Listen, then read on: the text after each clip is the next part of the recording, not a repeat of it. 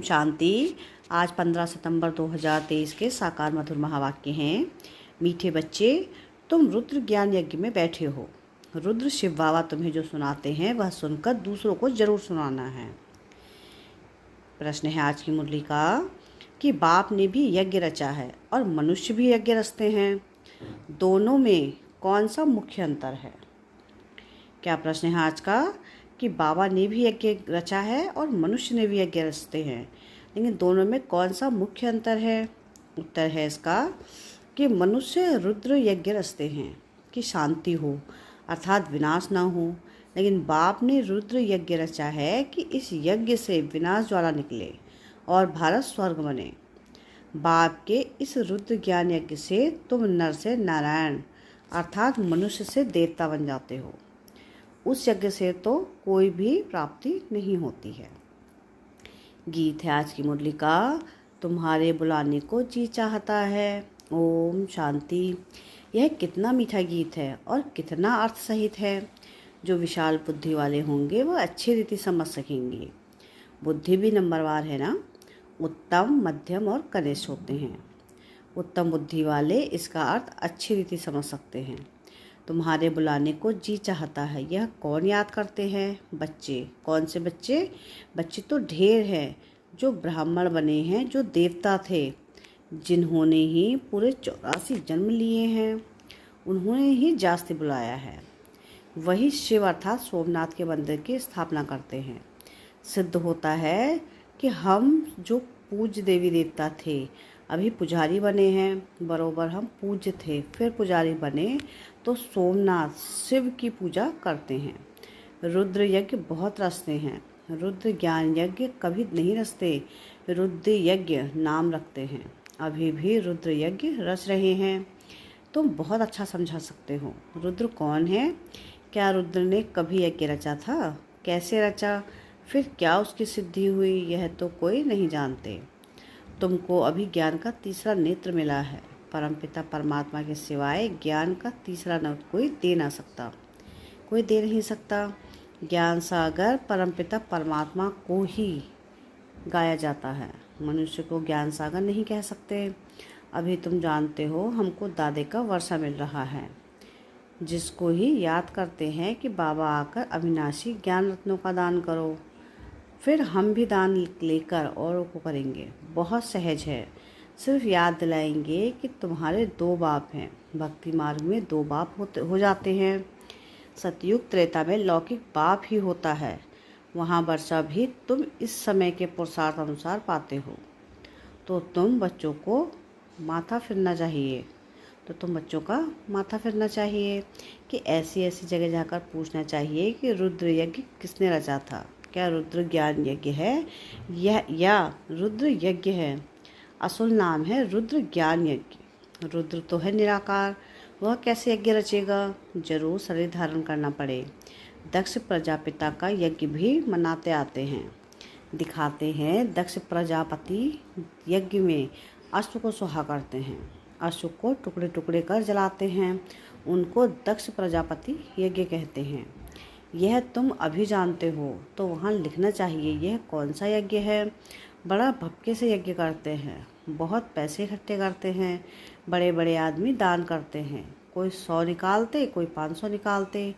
इस रुद्र ज्ञान यज्ञ में तो तुम सारे स्वाहा होते हो, उसमें तो थोड़ा थोड़ा पैसा निकाल इकट्ठा करते हैं, फिर ब्राह्मण को दक्षिणा मिलती है। यहाँ तो तुमको स्वाहा होना पड़ता है, वहाँ स्वाहा होने की बात नहीं। यहाँ बच्चे कहते हैं बाबा तन मन धन सहित मैं आता हूँ, वहाँ ऐसे नहीं कहेंगे। आहुति में कभी ऐसे नहीं डालेंगे। आरती आदि होगा, चंदा चीरा होगा, बड़ों बड़ों से लेते हैं। तुम बच्चे जानते हो इस रुद्र यज्ञ से ही विनाश ज्वाला प्रज्वलित हुई है। वह यज्ञ रचते हैं शांति के लिए, विनाश के लिए नहीं। वहाँ शांति का बड़ा आवाज़ करते हैं। शांति तो सारी दुनिया में चाहिए ना। परमात्मा है शांति का सागर। तुम बच्चों को अर्थ समझाया जाता है, अखबार पढ़ते हो तो ख्याल चलना चाहिए कैसे हम सबको समझाएं। बाप जानते हैं कि बीके की दुकान दुकान संभाल रहे हैं। सेठ का कौन सा दुकान अच्छा चलता है, कौन सा मैनेजर अच्छा है, वह तो गुड़ जाने और गुड़ की गूथरी जाने। यह ब्रह्मा है गोत्री, यह बड़ी रमणीक बातें हैं। तो रुद्र ज्ञान यज्ञ के लिए तो लिखा हुआ है, इससे विनाश ज्वाला निकली। वह यज्ञ करते हैं शांति के लिए, यह है सच्चा सच्चा यज्ञ। उन ब्राह्मणों के तो अनेक सेठ होते हैं, यह तुम ब्राह्मणों का एक ही सेठ है। बाप है रुद्र, रुद्र बाप कहो, शिव कहो, सोमनाथ कहो। उसने ज्ञान यज्ञ रचा है जिसमें तुम बैठे हो। वह यज्ञ तो 2-4 दिन चलेगा। तुम्हारा यह रुद्र ज्ञान यज्ञ तो बहुत बड़ा है, उसमें टाइम लगता है। यह है नर से नारायण अथवा मनुष्य से देवता बनने का यज्ञ।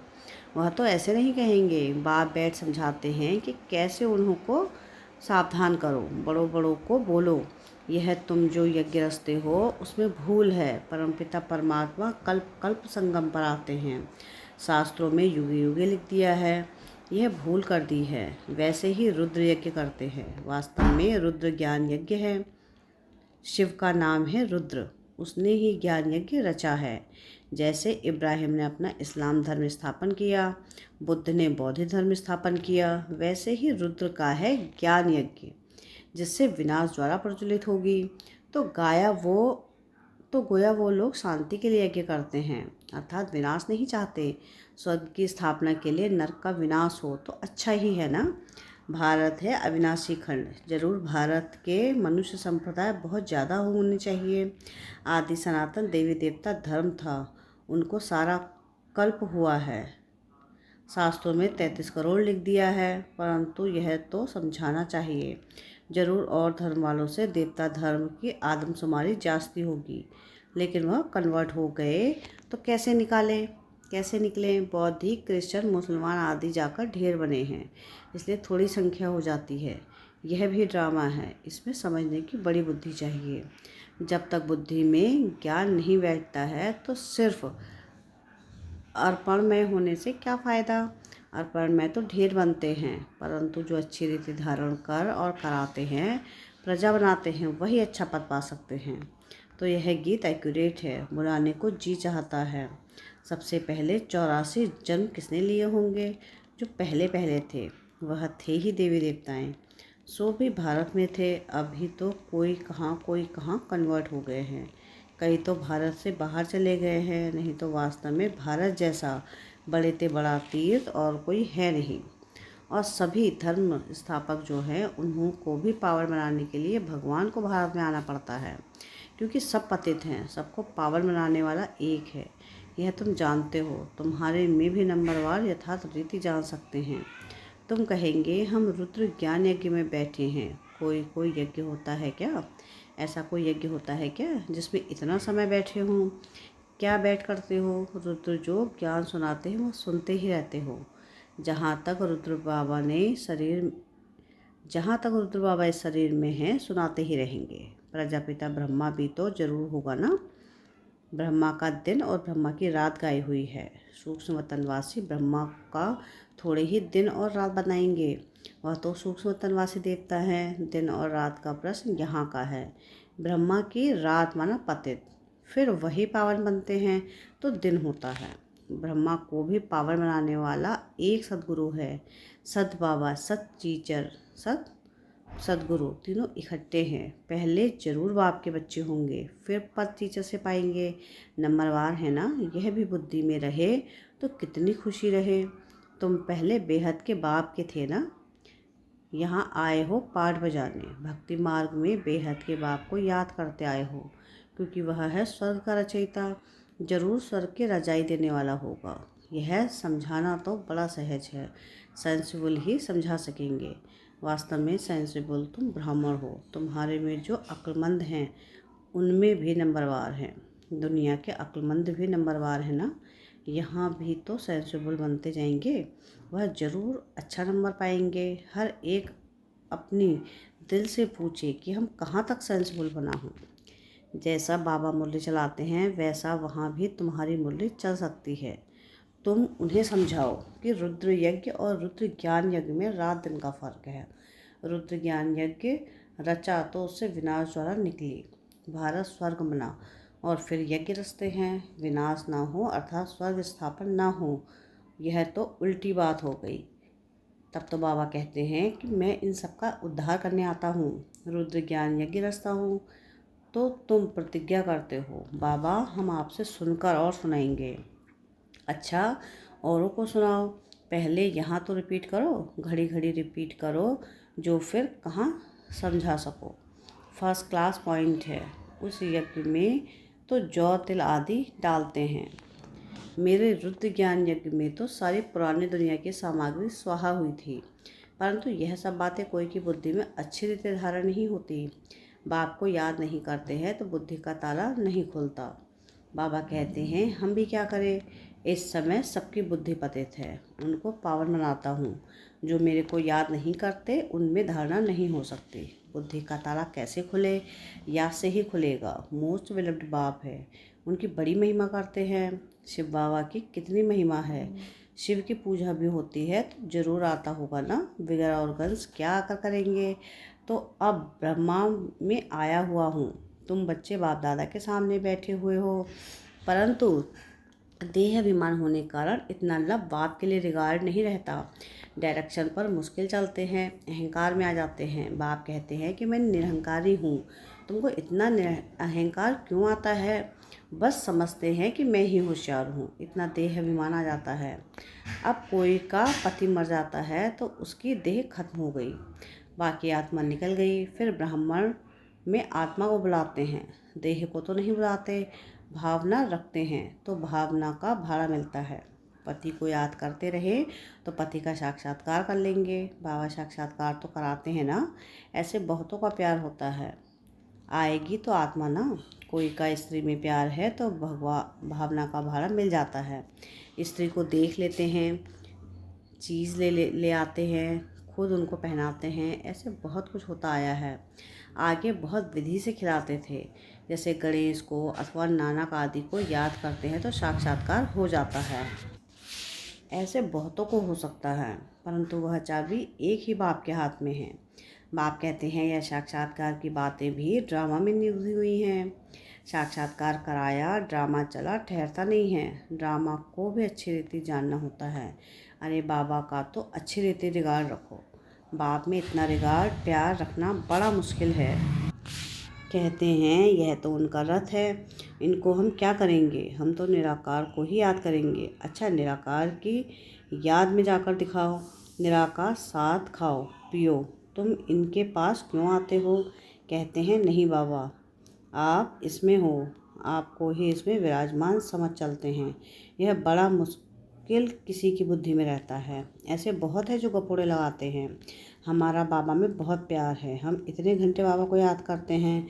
बाबा कहते हैं मैं भी पूरा याद नहीं करता हूँ, मैं तो एक ही सिकलधा बच्चा हूँ, फिर भी मैं पुरुषार्थ बहुत करता हूँ। अच्छा, मीठे मीठे सिकलधे बच्चों प्रति माता पिता बाप दादा का याद प्यार और गुड मॉर्निंग। रूहानी बाप की रूहानी बच्चों को नमस्ते।